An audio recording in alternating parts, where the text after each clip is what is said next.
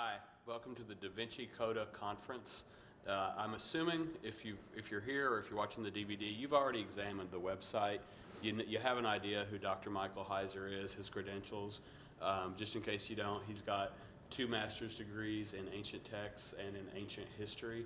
This is what he does. And we're simply today examining the views of Dan Brown's The DaVinci Code. Many people, there's 45 million books in print, and many people are believing it to be a very true book.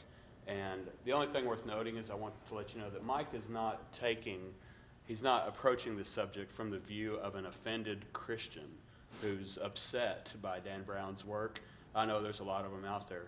But what you're going to see today, Mike is going to be presenting to you, because his specialty is ancient texts and is ancient history, he's just going to simply show you, is this book that many people are believing, even though it describes itself as fiction, is it historically accurate? Is what Dan Brown tells you about the Gnostic Gospels and the ancient history, is that true or verifiable or not? The way I know Mike, for example, there's a quote in the DaVinci Code book that says, the Gospel of Philip says X, Y, Z.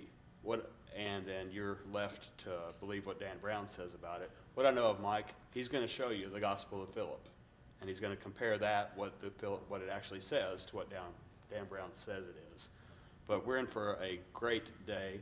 I know more than you do, so by the time this is over, you won't be able to contain your applause. But right now, I'll just ask you to give some applause to welcome up Dr. Heiser. Thanks, Guy. Guy is correct.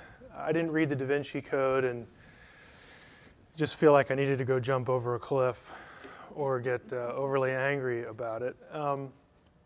What disturbs me, and if you've never heard me on the radio or if you've never seen a DVD like this, you'll pick up real quickly. What disturbs me the most is when people manipulate sources and when they only give you a partial picture of an ancient text, some issue in ancient history, to really drive a position that they have. And my goal over the course of the whole day, this is the first session of what's going to be the equivalent of 8 hours. My goal is to get you to look at the data, the primary material, and as Guy said, compare that with the claims of the book. Sometimes this isn't going to be terribly exciting, because what I will do, and that's not, now's not the time to click off the DVD, I'm going to explain what I just said. What I tend to do is I tend to try to show you the source, and when I'm quoting from a secondary source like a dictionary or some accepted scholarly work that is just accepted and used and praised by everyone in a given field, I'll give you the page. I'll give you the page number. I'll show you the text. I want you to have the information so that you don't have to just assume that I'm quoting it right, or I'm just such an honest guy, you can just always trust me. I think I am an honest guy and you can trust me. But I still like to put it in front of your eyes so that you can see that I'm not making it up. The last thing I want to say by way of introduction is I'm not so worried about Dan Brown. Dan Brown is an author. He writes fiction. He probably has gone a little too far in sort of implying, and in some cases saying, that he believes this or that about his sources. The people that if I'm going to target anybody today, it's going to be the people he uses as sources, because I do think that they're being dishonest and I do think they're being manipulative. And I will name them by name. They know where to find me if they don't like it, and they're free to prove otherwise, because I think it's going to be pretty hard, because it's going to be right in front of your face. The first session that I think we need to go through is introducing Gnosticism for you. This is a term that you often hear related to the DaVinci Code and its contents. It's one of those terms that people throw around and you may or may not know what it is. But if you know the basics of Gnosticism, the Gnostic worldview, it will help you frame certain positions that are put forth in the DaVinci Code. And so this is where we're going to start today. This is the worldview behind the DaVinci Code. Now, the basics are this. In Gnosticism, they'll use the term God, the true God. The true God, you need to know right away in Gnosticism, is not a personal being. When I don't know if any of us in here in the room are Gnostics, but chances are you're not. When you think of God, you think of a person. You think of an actual being, an entity that has personality, emotions, that kind of thing, because you're used to reading the Old or New Testament or some other book, from Western religion, and this is how God is spoken of. In Gnosticism, though, you have this sort of force called the light, the pneuma, which is a Greek word which means spirit. This thing is pre-existent and uncaused, and so that would be kind of similar to what we're used to. But this force actually has parts, but it's not a person. It's just like a force. Think of Star Wars, I guess, for lack of a better illustration. Gnostics will refer to the true God in masculine terms, the Father or the Spirit or the pneuma. Gnostics will also refer to the true God, the ultimate God thing, in feminine terms, as mother, also the first thought. The Coptic word is anoia, the first thought of the Father. So they sort of begin with this Father-God concept, but he's not a person. And then as this thing sort of is able to think within itself or do something, this cosmic intelligence, maybe that would be a better way to describe it. The first thing the cosmic intelligence thinks of is called the anoia, the first thought, and that is viewed in terms of feminine terms. Now look at this. This is a circle. I picked a circle for a deliberate reason. In Gnosticism, the ultimate God force is whole. It is complete. It is self-contained. It is self-existent and pre-existent. It has balance, masculine, feminine. It is androgynous. It's not just one or the other. It's not just masculine or feminine. It's both. There's an emphasis in Gnosticism on something called androgyny, which is this union, this sexless sort of thing, or this union of genders. I know this is going to sound kind of weird, but as we go on, you'll start to see how this works itself out, not only in the system, but in Brown's novel. The first thought, according to Gnostics, was, and they'll use the word, impregnated. Now, we're not talking about anything physical here, but they're using procreative language to illustrate for you what they believe. The first thought, the female, is impregnated by the father and brings forth other eons or aeons. These are gods. So right away we have, us as, from our background, Judeo-Christian background, this sounds like polytheism, and in some ways it is. But the point I want to stress now is not essentially the nature of the system, but you have the true God. The true God sort of creates other gods. Okay? So you have this thing up above. The thing up above sort of creates within itself lesser things, lesser eons, lesser gods. The circle is androgynous, but the things that it creates are not. They are spoken of in gender. In Gnosticism, the universe is three-tiered. The diagram here has at the top, this is the true God. This is the true God. Where the true God lives is one realm. The bottom realm is the created universe, the world you and I know. And then there's this middle existence. And that's where the other gods reside. So from the true God, the whole entity, there are other divine beings created called aeons. You'll notice by the features here, some are masculine, some are feminine. Now, we're not going to get too far into Gnosticism, but what happens is they pair up and they procreate. Again, I'm using sort of literal language, but they produce other aeons.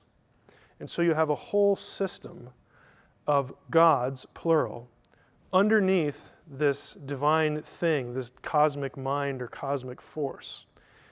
The middle gods are sort of expressions of the greater whole. These are called aeons. The word next to it, pleroma, means fullness. When all the aeons are together and in harmony with the true light, that is called the fullness. It's the way things ought to be. The fullness. We'll come back to that term. They are the true God's essence, and together the parts equal the whole. Now, the true God, again, or the light, produces these aeons. One of them is the Logos. Now, for those of us who are Christians in the room, Logos is a word that gets applied to Jesus in John chapter 1. But now mentally stop yourself. The Logos in Gnosticism here is not Jesus. This is not a one-to-one equation. Jesus is something else to a Gnostic. Just so that you know that one of these gods is referred to as the Logos. And the Logos, if you look at the hierarchy, the row here, the way I have this arranged, the Logos is considered the very highest aeon. He is the highest thing that the light produced. Okay? He's the highest. A few notes there.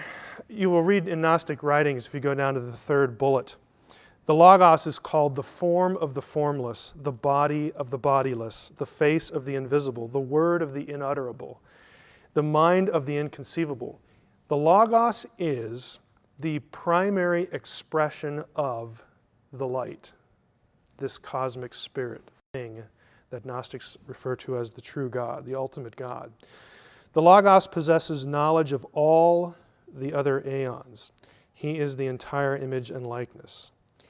Now, if you look here, we have a father language within the true God. We have mother language, so we have father, mother. We have the Logos, and that forms in Gnosticism, you notice the triangle, this is sort of their trinity. Now, that's an oversimplification, but they will use triune language. They call it the initial triad, the initial three, Father, Mother, and Son. And they'll actually call these bodiless beings the first man, the first woman, and the first son. Now, the reason I'm pointing this out is when you read Gnostic literature, and for most of us, it's going to be in the newspapers. And the newspapers or the DaVinci Code or some other work is going to start saying things like, well, I mean, this is really kind of the same thing as Christianity. There's the Son, there's the Father, there's this thing, the divine feminine, whatever that is. And they're going to try to latch on to similar terminology to make you think that we're all really talking about the same thing. Well, we're really not. Okay? The lowest eon, you'll notice the chain here progresses from high to low.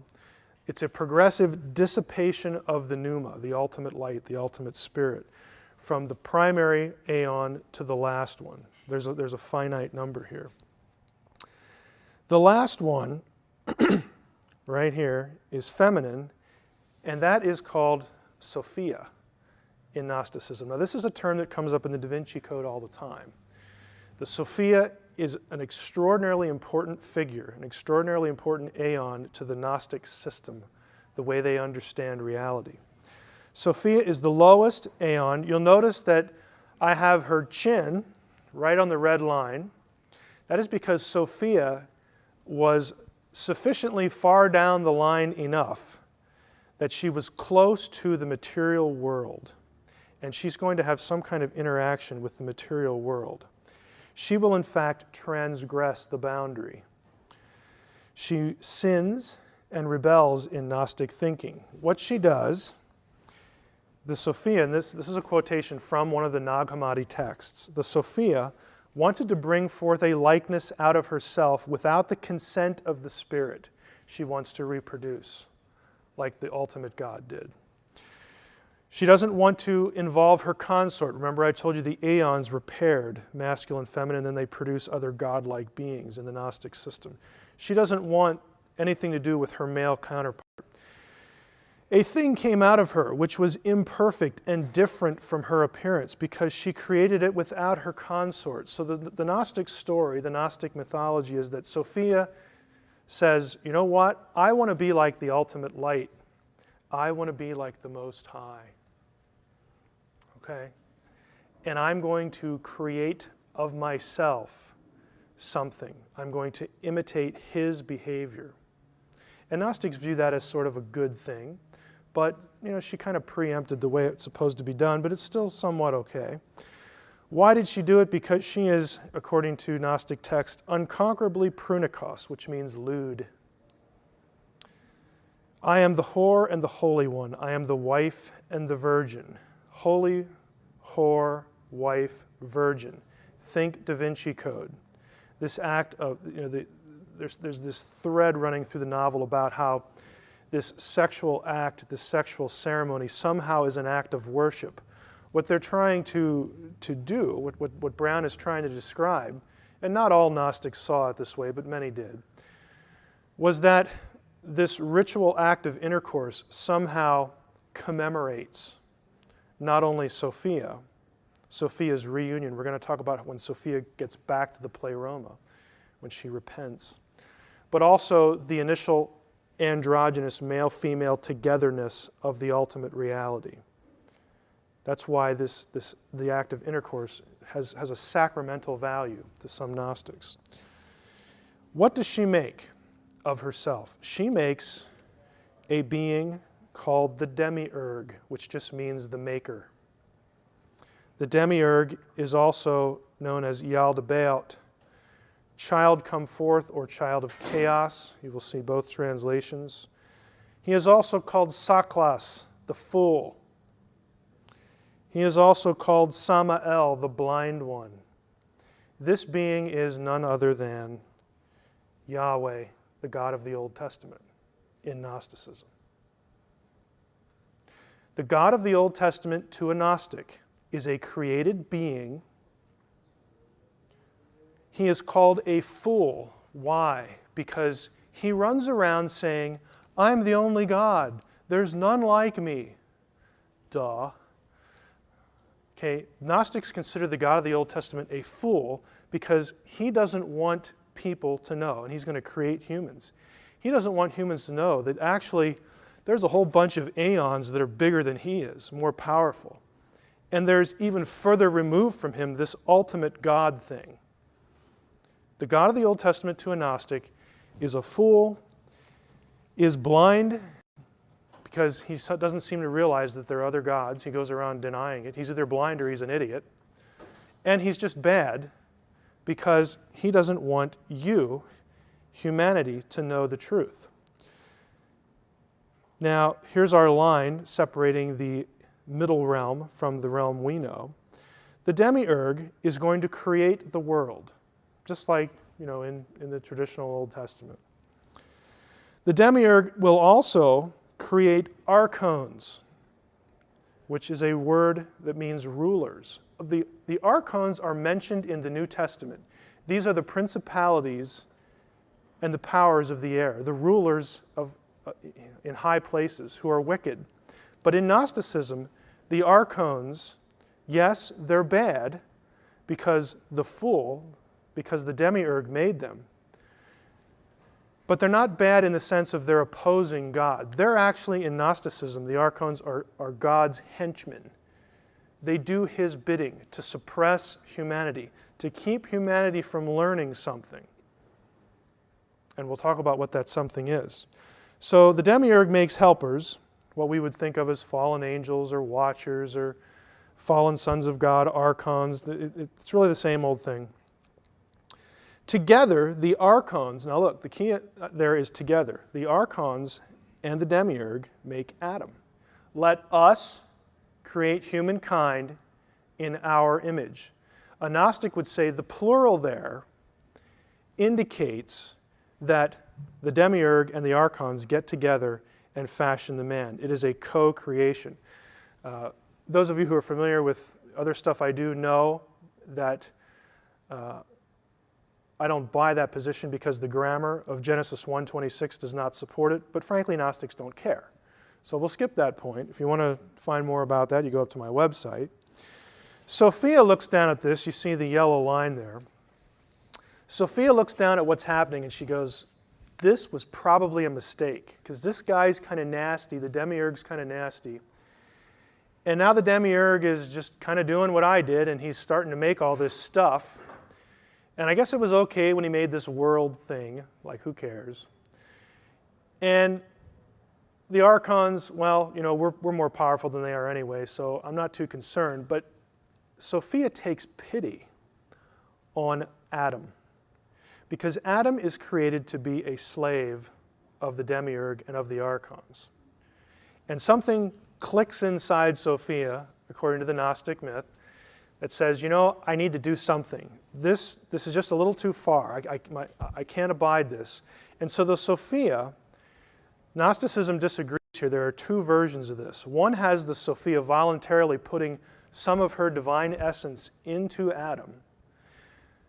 The other version has Saklos, the demiurge, being tricked into doing it himself. But either way, a spark of the divine, you've all heard that phrase before, a spark of the divine gets deposited into Adam.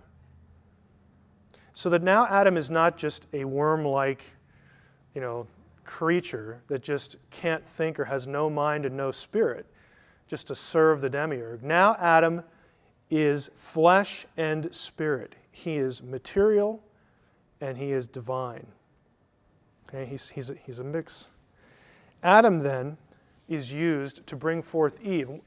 In a later session that's really devoted to this DaVinci Code myth about how the Gnostics just treated women so wonderfully and the Christians are just the misogynistic Neanderthals of the ancient world, we're going to see that that is not the case. In Gnosticism, I'll just telegraph one point here. In Gnosticism, Adam has the divine spark.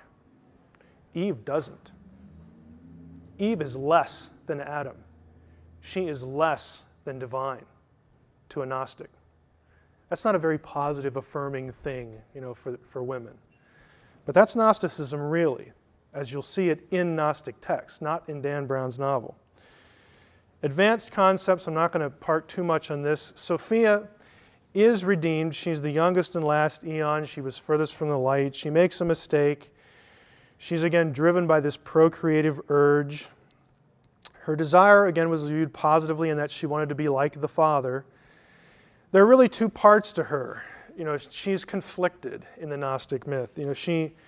She wants to be like the ultimate God, but yet she has this own self-willed rebellion thing going on.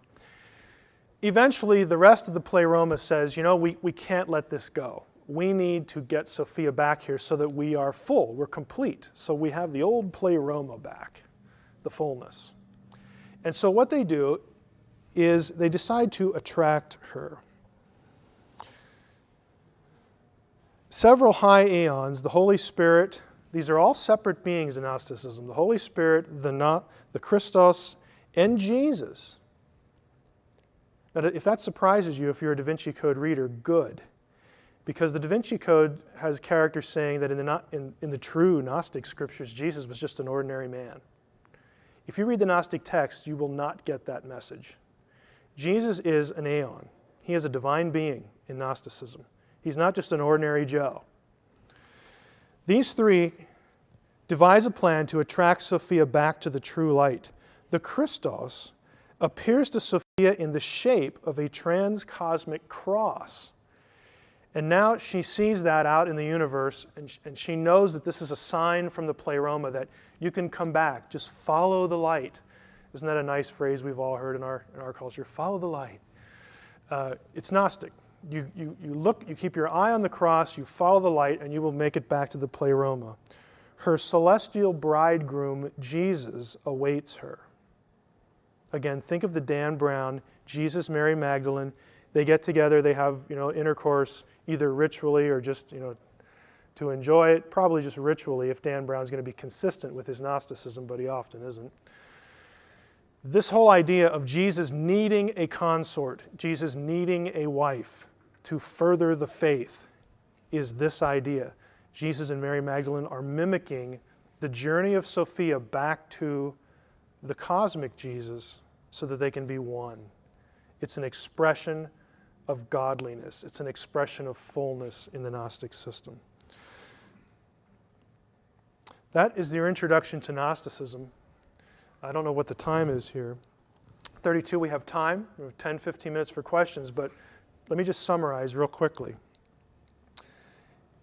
The whole point with this is when you read about sacred marriage in the DaVinci Code, the reason that is an issue and the reason that Dan Brown and his sources want to convince you that this was part of Christianity, that Christianity has suppressed the female, that Christianity has suppressed the goddess, is not because this stuff is really taught in the Bible. Okay, some will try to make it, force it into the New Testament in some odd passages, and we'll talk about those a little later.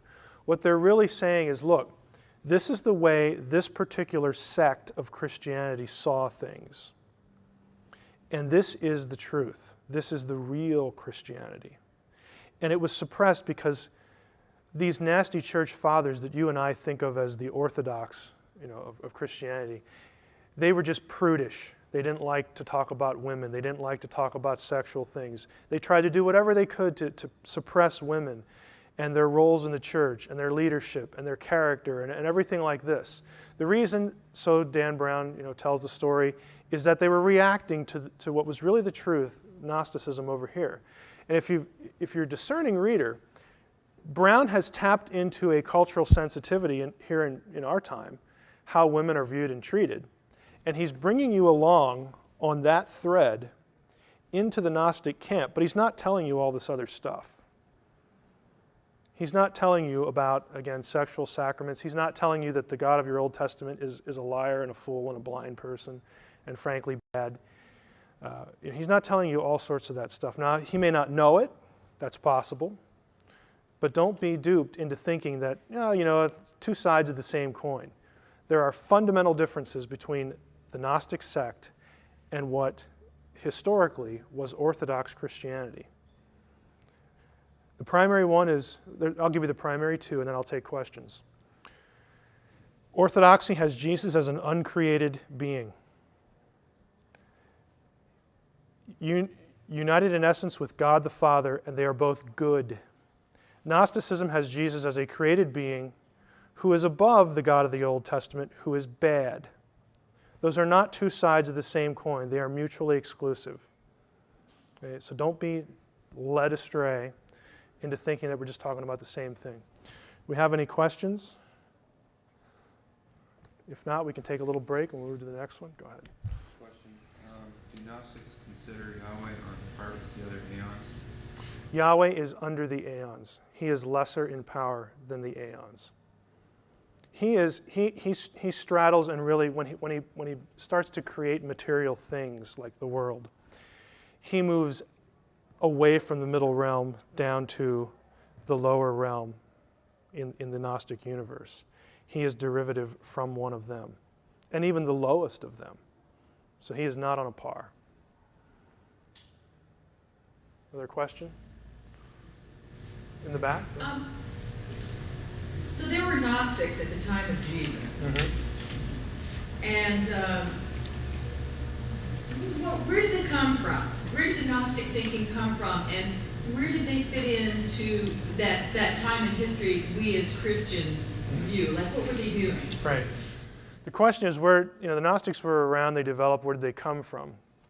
Gnosticism as a full-blown system, you don't have what we call Gnosticism until the 2nd or 3rd century AD as a system. You have elements of its thought, of its worldview prior. And the strands come from different places. One of the more obvious is that it was a struggle, and frankly, if we're honest, it still is to some extent. It was a struggle to understand how you can have a God and 3 persons, but they're all the same, but yet they're not.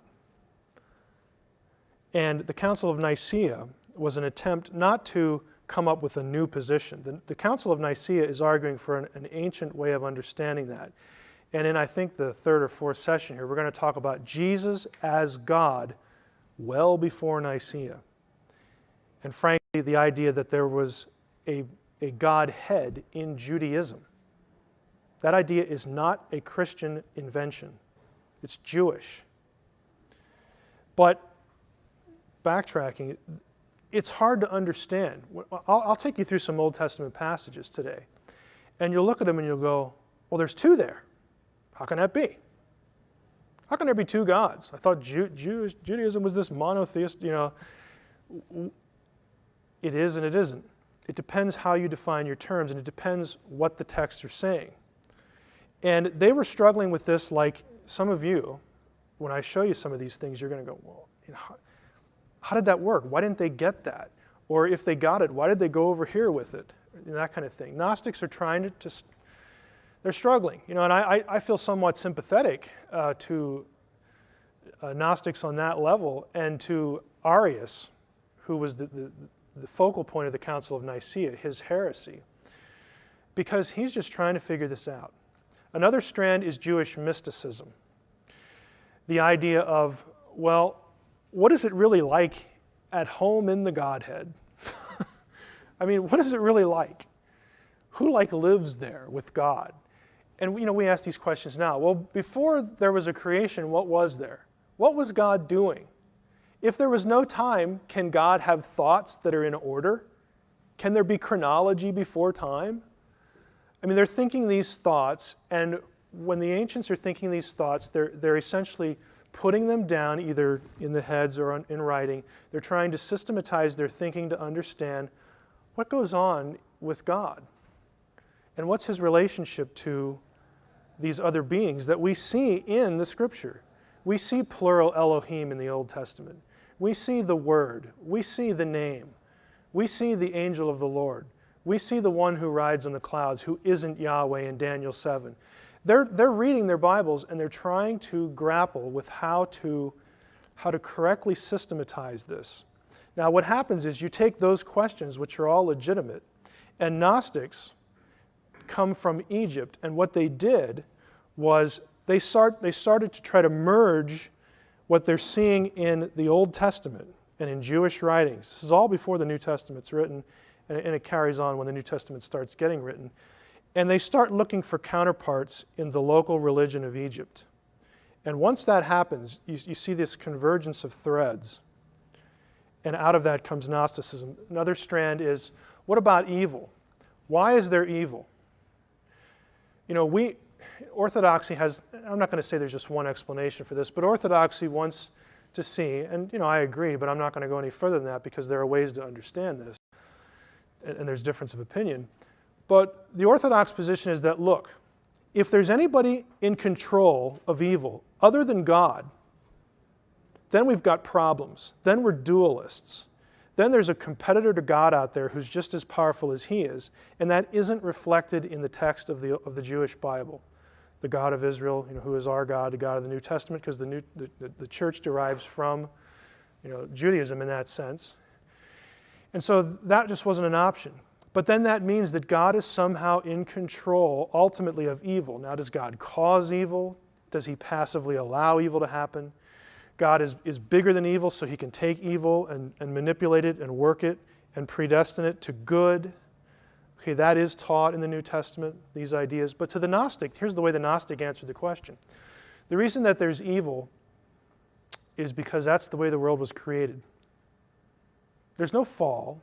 It was just created evil. And if you have an earth that's created evil, somebody evil had to do it. And since that person in the Jewish Bible is Yahweh, Yahweh must be bad. That must be why there's evil. Because the fullness, the true God, the light, would never create anything evil. Therefore, there's a separation between the true God and this God over here who creates the world. Gnostics were troubled by the problem of evil. And that's an honest question. That's an honest issue. So I'm not going to portray Gnosticism as some sinister movement or force that, four guys got in a room one day because they didn't have anything better to do and say, hey, let's create a counter system to Christianity. We all just hate these Christians. Let's come up with something that mocks it and turns it on its head or whatever. No, they were asking the same questions that everybody else was asking. And they were doing some bad exegesis in the process, but the questions were good ones. And they were reacting not necessarily to the Orthodox point of view, but what Dan Brown tries to give you the impression of, and his sources especially, Brown's just a fiction writer, they want you to think that at one time Gnosticism was the dominant view. And that was never true. There is not a scrap of evidence for that. Gnosticism was always a peripheral thing that was reacting against the majority opinion. And the majority opinion was not just based on, well, which way is the wind blowing? We have so much power here in the 2nd century church. Forget the fact that the Romans are killing us off in droves. We have so much power here, we need to suppress these Gnostics. It's silly. But that's the view that Brown's sources want to convey you with. They want to give you this impression that, well, the reason Orthodoxy won was because Irenaeus and these other church fathers were so powerful, they just put the screws to everybody else. Hey, they're trying to survive like everybody else. Christianity is not legal. You can be killed if you have a copy of the New Testament. This is not a bunch of power-hungry slobs, dictating something to this little piddly group over in Egypt. It is just a mischaracterization of what the historical record is. But again, I want to leave you the impression, it's not that Gnostics started out as this sinister group. They're asking good questions, but they're basically refusing the instruction, and they're not refuting the arguments of the majority. They're coming up with their own arguments, and that eventually leads to the Council of Nicaea, where they have their day in court, and they lose, okay, because they cannot refute the arguments of the majority. It's not that they go there as the majority and then somebody gangs up on them and sticks them the theological knife in the back. That is not what happened. And we'll talk about that today later too. Another question? Yes. So the Council of Nicaea pretty much put an end to Gnosticism then? No. The Council of Nicaea made a declaration. There were a lot of people there who did not buy what Arius was saying, but they didn't want him expelled because in their eyes he was still a Christian. He accepts that Christ is the way of salvation and so forth and so on. But the opinion came to be that, pragmatically speaking, we need to do something so that the rest of the ancient world knows that Arius' position is not, correct. So they did expel him, but even after he is expelled from his position, Arians are referred to as Christians in ancient writings. It's not that you're evil and you're going to hell now or anything like that. But the whole point was that we're going to declare that this position is incorrect. Arius is not able to articulate the position that reflects the ancient text. But we're just kind of hoping that he comes back to the fold. Gnosticism and Arianism continued along with their own followers. Eventually it sort of dies out because there aren't many of them, relatively speaking. But the ideas get picked up, in the Middle Ages by certain groups, early, late Middle Ages. It never completely goes away because some people liked that position. They thought that was a good answer to these questions. But it was never, the majority. And they never produced anything that refuted the majority. They never did it. But they didn't really care because they just preferred the position. Is there an official start to the date of Gnosticism? No, not as a movement. What happens is its threads go all the way back, into pre-Christian days, with your Jewish Bible in the first millennium BC. We'll say there are threads, there are ideas in Gnostic, what we call Gnostic ideas in the Dead Sea Scrolls. They didn't have Gnostics there, but Gnostics liked the way this guy over here wrote that. I like the way that scroll says that. So we're gonna use that to foster our idea over here.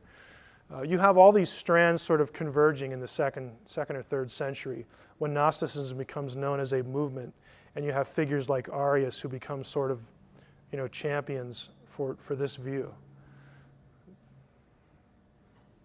Anything else? Okay, let's take a couple minutes. Ted, you let me know.